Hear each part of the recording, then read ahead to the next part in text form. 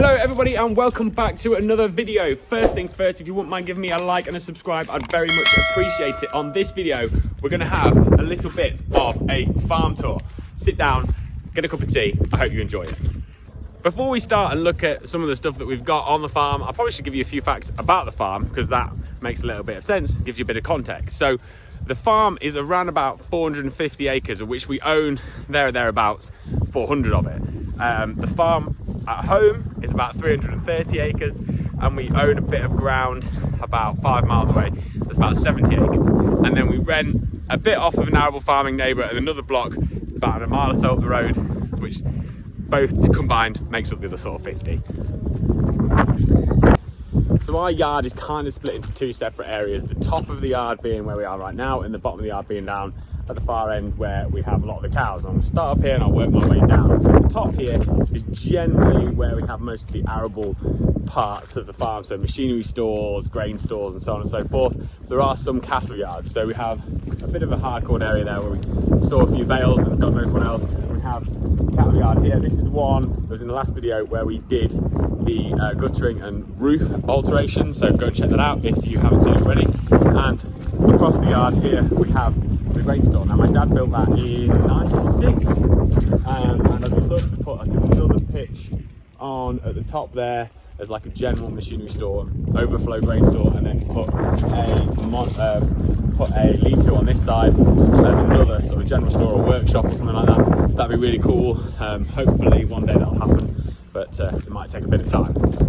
We have another cattle yard here, which is where I'll be used in a couple of weeks' time when we finally get around to bringing in the young stock off of the cover crops. And then in this shed is where we have our mill, and this is what we call like the feed store. You'll have seen it if you watch a couple of videos. We're casting the back walls in. We have got our feeds in there ready for the morning, some mill beans there, and the mill's at the top. And the mill is awesome. If you haven't seen a new mill video, go check it out. That thing does 3 tons an hour. It's got a 7.5 horsepower motor. It is rapid, and we want to change all this and put like a bin somewhere here or maybe over there, but we're not rushing into it because we're not 100% sure exactly what we want to do. We were going to cast a wall in where the dog is. Barley, stop eating that. We're going to cast a wall in just there, but we've decided against it. We're actually going to put some like Lego blocks in, I think, because we can move them and use them as in other cattle yards as like overflow grain storage, or we can use them for muck stores and stuff like that. So that's what we're kind of thinking at the minute. Barley, stop it. The dog's an absolute gannet, honestly, but she's on a diet and she's doing well. So as you can see, the house is the back of the house. The house is in the middle of the yard, and there's kind of the top of the yard's up here and the bottom of the yard's down there. So it's a little bit disjointed. It works quite well because, like I say, this gets used for mainly the arable part, and that bit down there gets used for the cows. And we'll head our way down there in a minute. Behind me here is another shed. I think Dad put that up in '96 and '97 as well. That's what we call the Maystead. And we're going to put some cows in there as well. And that there's a little track around here through that gate that takes us around the bottom, but we'll deal with that when we come back the other way. And it comes through, and there's some like brick buildings just here right at the side of the house. There's a few brick buildings all around, and these are all really old. You've got old cow standings in, and they're dead cool. They've got the vacuum pipe still in there from when they used to milk. And have you ever seen a log store that neat? Honestly, if you have, show it me. I dare you, because I guarantee you haven't found one that neat anywhere. Dad's over the other side. This is what we call the old sheep shed. We used to lamb in here. Dad's at the other side. He's just, well, chopping up some wood. We've got a wood workshop over there. He's over there now. I thought I'd just bring you into this shed because it's pretty cool. There's like an old, I don't know if you can see it, there's an old, like a family tree, I suppose, of Topson Butler guy, the 5th on here. I don't know why it's here because that's pre our time. We moved here in 1961. So that's what, 56. So that was the farmers before us. Don't really know what I say for, and I'm not a dairy farmer, so I don't really understand all that stuff, but I'll put a picture on and yeah, you can have a look at it because I'm sure someone knows what it means. And if you do, let me know because I think it's quite cool. So as we emerge from the bottom of the narrow piece, which is just there, that bit's too narrow, we can't get the combine up there. We've got some roofing work to do on that barn as well. that needs doing. We come into this little area here and we have what's called the combine shed. Now there's gonna be some cool stuff going on with this combine shed, and might keep it a little bit of a secret, but we've got to move all this stuff out of here. Obviously it's called the combine shed because the combine lives in there. We're going to move all this stuff out and we're going to do some stuff with that, and it's going to be a really cool video, and I'll show you it. Might be not until middle of the summer next year, but honestly that's going to be a wicked project, so keep your eyes peeled for that one. So as we come around this part of the farm, we've got the driveway which takes us out and in through that way, and obviously we're at the front of the house here, and I'm not going to lie, it is a very attractive house. It was built in 1650. It stands really well. If you can see, there's like the village up on the hill there. Now I don't live at the farmhouse, I live up by that church, if you can just see it.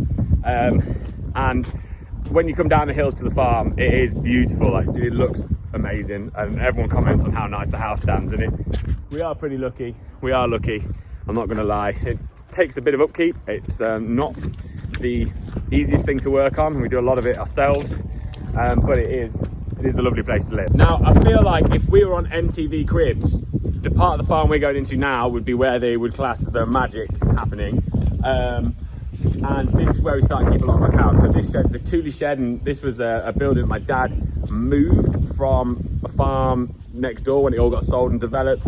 He took it down and put it up here, and it's called the Thule shed because it come from Thule farm. And we have our young stock in here. These are the steers, so we've sorted the steers and heifers out, and put the smaller steers in this end and the bigger steers in that end, and it's just mainly they're generally all about the same size, but we just took the smaller ones and the bigger ones apart and split them because we didn't want the bigger ones to be knocking the smaller ones off the food, and that way around we can kind of guarantee that they're going to be feeding a little bit better and taking their food, not getting bullied.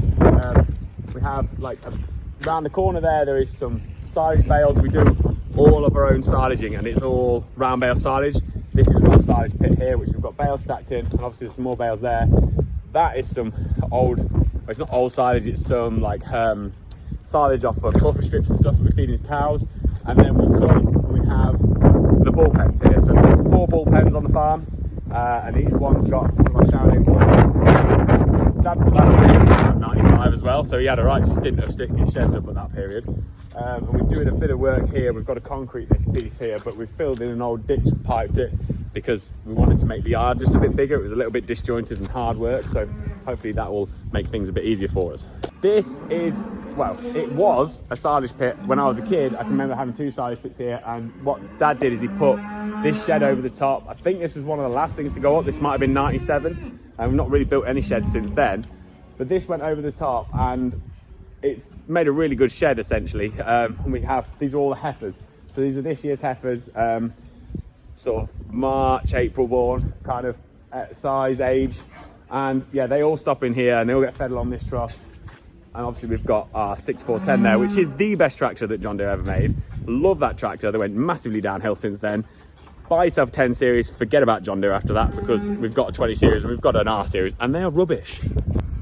Now that gateway takes you up the back gangway, which is why I showed you before. Now we have to bring the combine round here now because we can't get it between the narrow part of the buildings. We always put the bales out ready for the next morning, every night, so that when I come in the morning I just take the net wrap off and I can bed and I can feed and so on and so forth, and it's all there ready, and then we'll have a tidy up and a scrape up and put them all there ready for the next day. This is a shed, what we call the backyard. Now I'll go up the gangway through this green door in a minute and I'll show you how it all works, but these guys feed up the back gangway here, so I'm not sure if there'll be any out for you to see, but I'll just show you up here. Oh, there's a couple. So they feed up that trough, we feed them in the morning, and then they get let out at the top and they can come around, and we can actually open these gates as well and pin them together. So if we want to run them in this way, or if we want to make it a big circle, we can do that as well. So we are now on the inside gangway and we've just come through that green door at the bottom. Excuse the cows, it's making a bit of noise. The back gangway that I showed you is behind that wall just there. And essentially, why we have the setup here and have most of the cows in this part of the farm is because we can get them to the handling system, which is behind me here.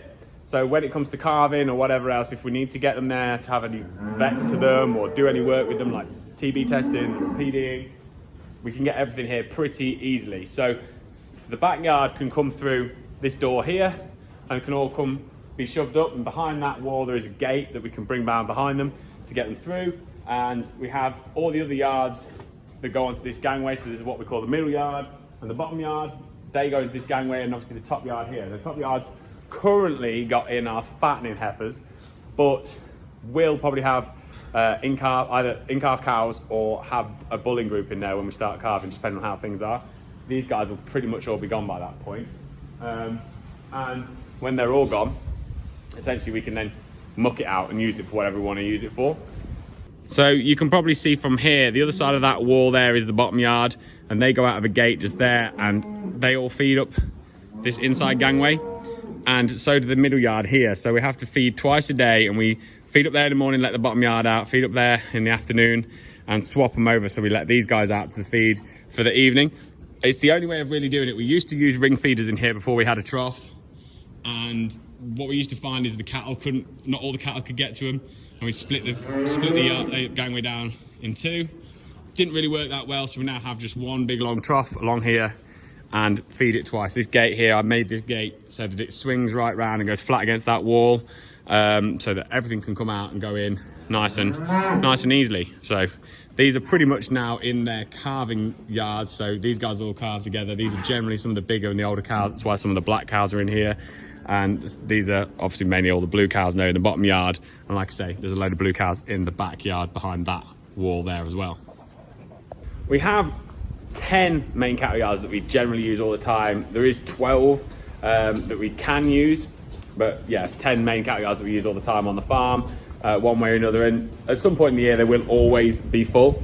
I thought I'd just show you the handling system. Some of you might have seen it already, but it's probably worth a recap for those of you who haven't.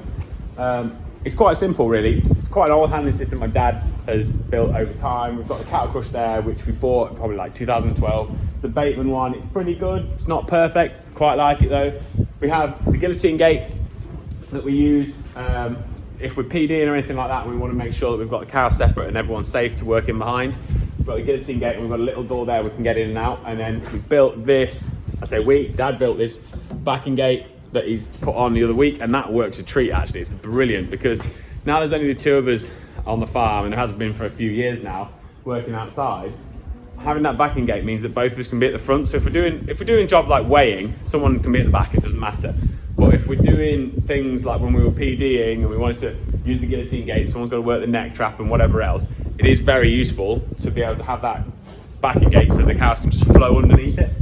This panel here is on a wheel, and it just wheels across, and then these gates are swung off the pillars and then off the corner of that part of the shed there, and they're used for sort of forcing gates behind the cattle, and they work really, really well. It's a really simple setup. And in there is it's part of the old brick shed, but it's the old milking parlour. So we have that set up with 3 pens in there. I'll show you, but there's no lights, so it's not the easiest thing to see in there. That's set up with 3 pens, and we can sort of use it for shuffling cattle around, holding cattle back, or just generally getting a big group in there as well. So it works really, really well. It's a super simple system. I'd say it's all homemade, but it works really well, and the vets love it because it's undercover. We've got good lights there. Actually, I will show you what we have on the cattle crush, because we try to make sure that everything's as good for the vets as possible. We have got extra lights on this cattle crush. So we've obviously got the main lights above, but we have a light here on the cattle crush, and we've got one on the other side. This one is on for sort of TB testing. It shines just on the neck where we TB test our cattle, where they inject them, and the other one is there, God forbid, if we ever need to do a cesarean, so we can have the light on, because you can guarantee a cesarean's always done at night time. We can have the light on there, and it's easy for everyone to see, and just makes life a lot easier for everyone.